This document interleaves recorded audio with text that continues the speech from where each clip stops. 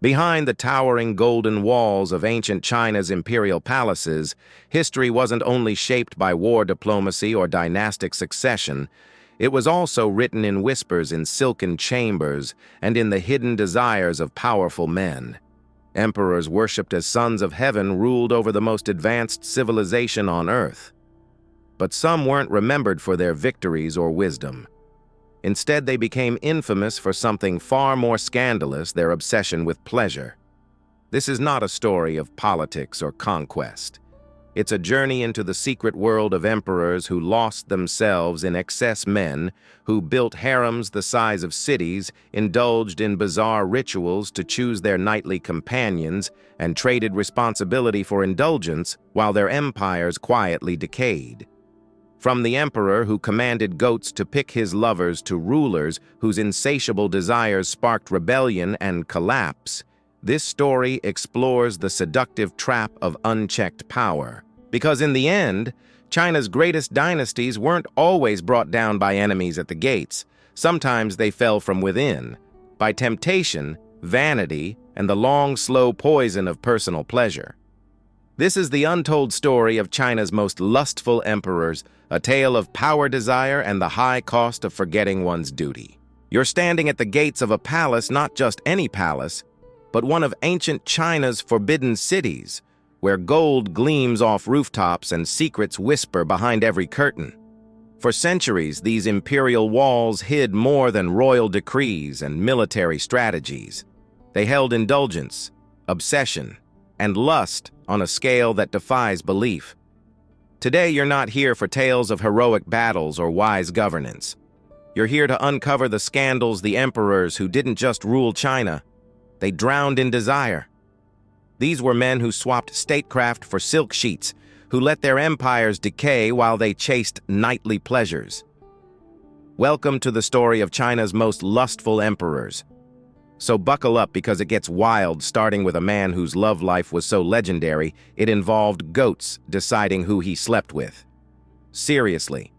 Let's rewind to 266 AD. Enter Sima Yan, also known as Emperor Wu of the Jin Dynasty. Not the most famous ruler in Chinese history, but in terms of bedroom escapades. He's arguably number one. When Sima Yan rose to power, he didn't just take the throne, he took everyone's daughters too. He sent envoys across China with one mission: collect the most beautiful unmarried women and bring them to the palace. Province by province, city by city, thousands of young women were selected, transported, and absorbed into his ever-growing imperial harem. How big was it? Get ready, 10,000 concubines. Yep, you heard that right. 10,000. And no, it wasn't a typo in the ancient records.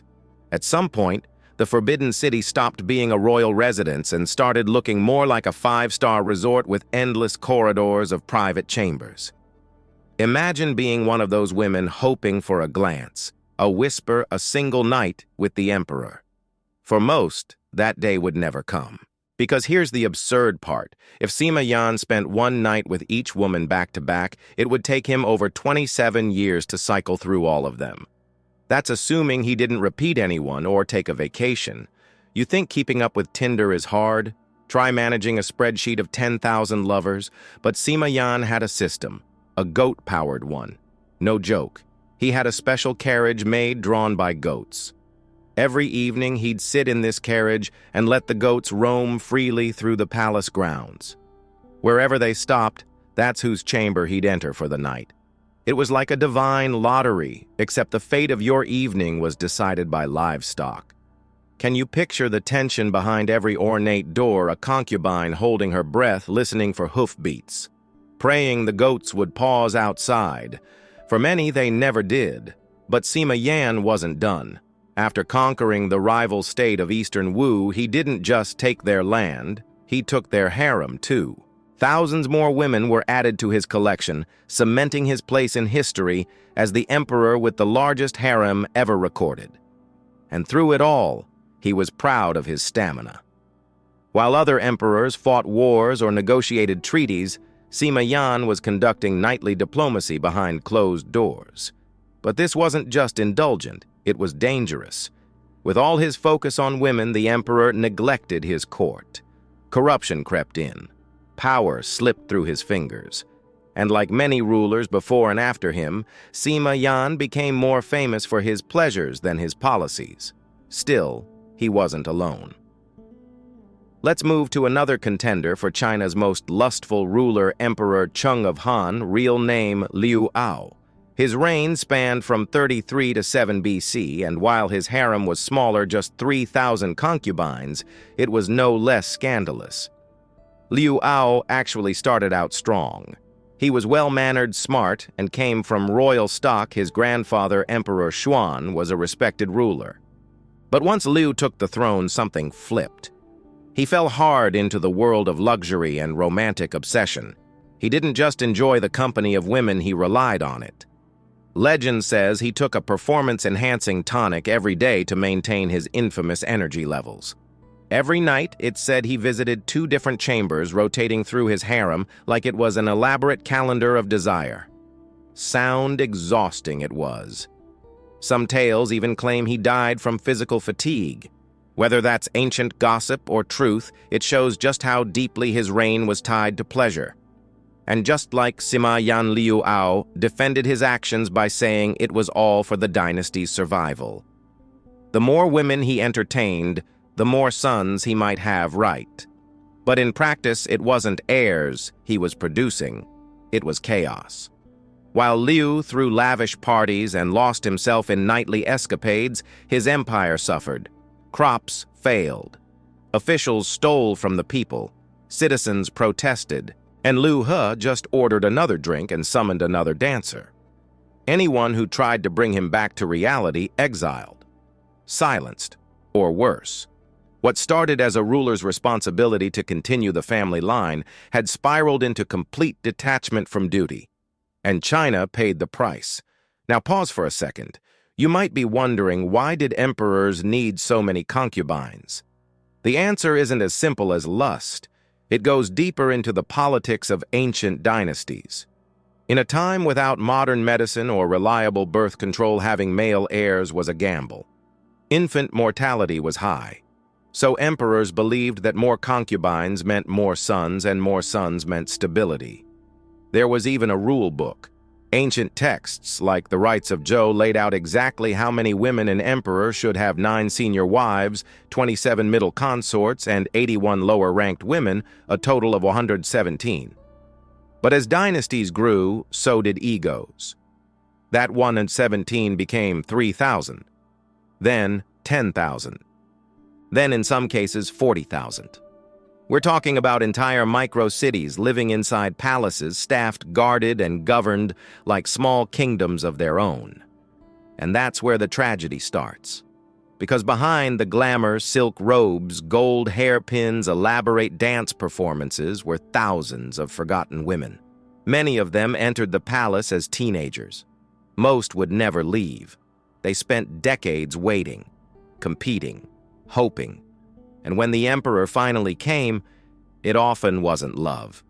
It was pressure, politics, or worse, just another night in a rotation. That's what made the imperial harem a paradox.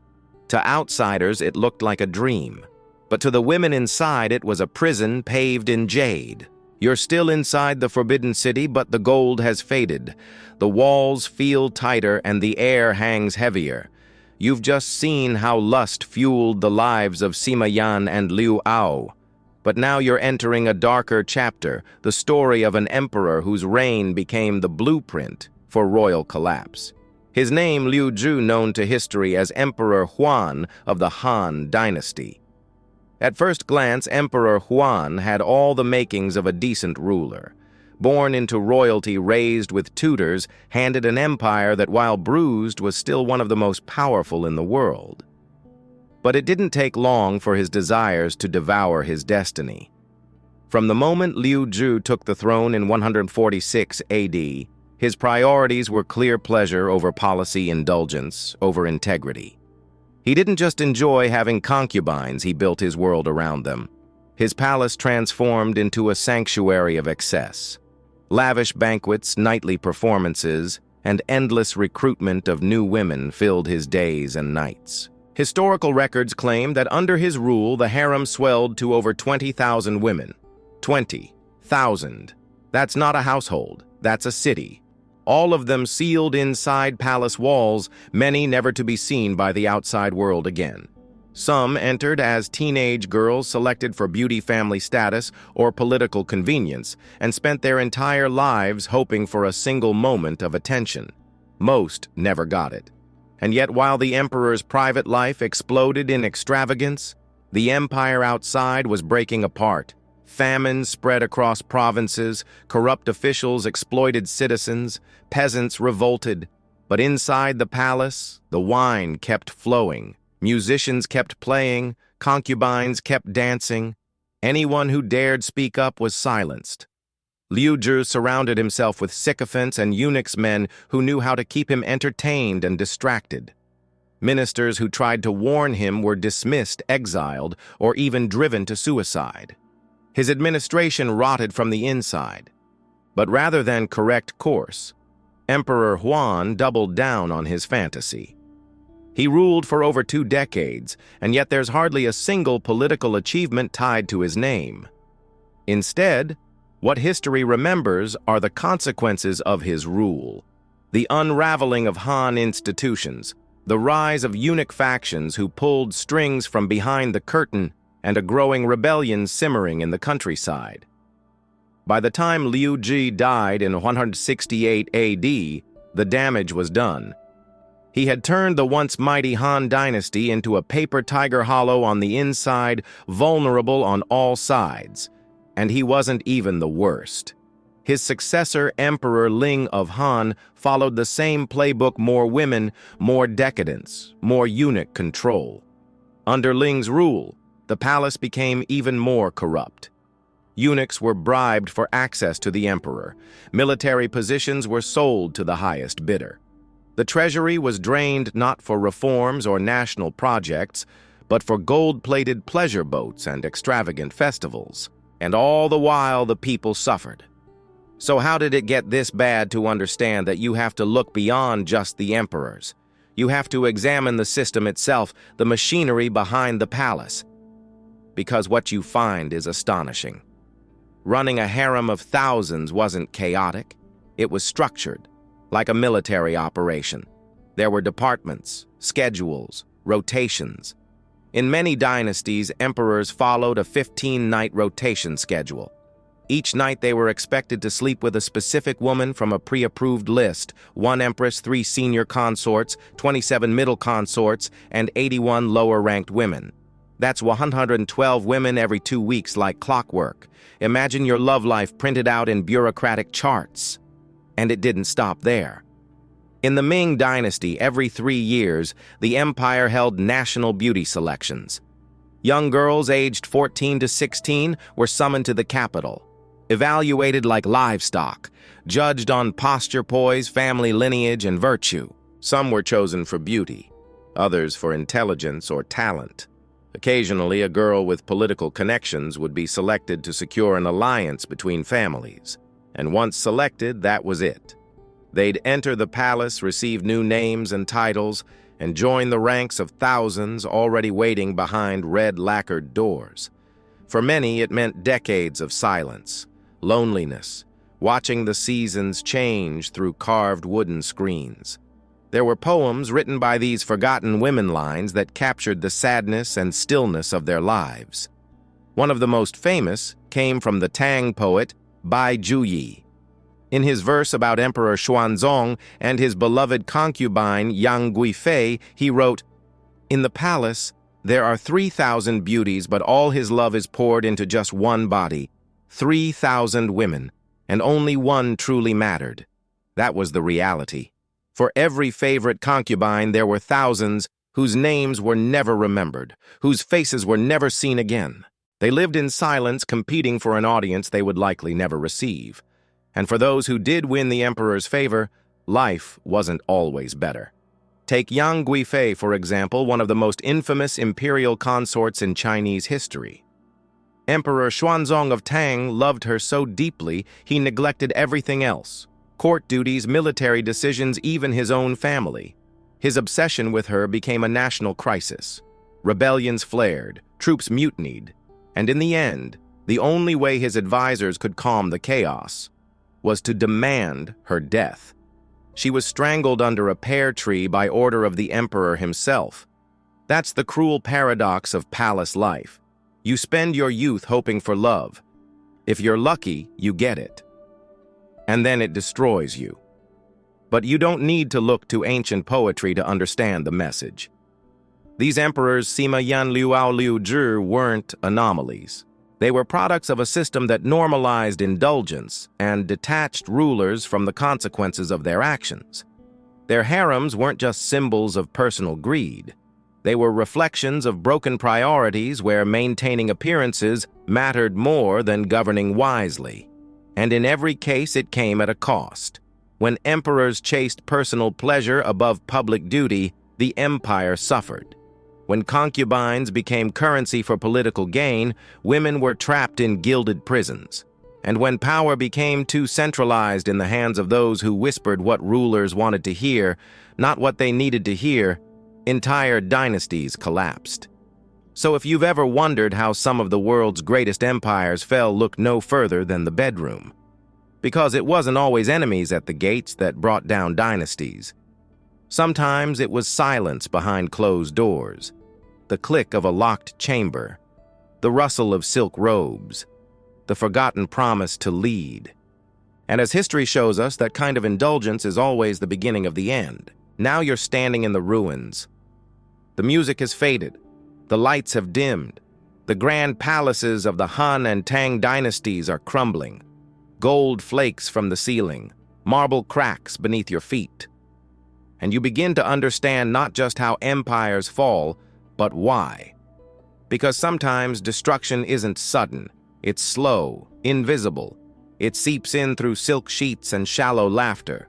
It starts when leaders forget their people, when pleasure becomes priority, when power becomes personal. This is the final act. The story of what happens when desire goes unchecked and how China's most lustful emperors didn't just ruin their legacies. They helped destroy the very empires they inherited.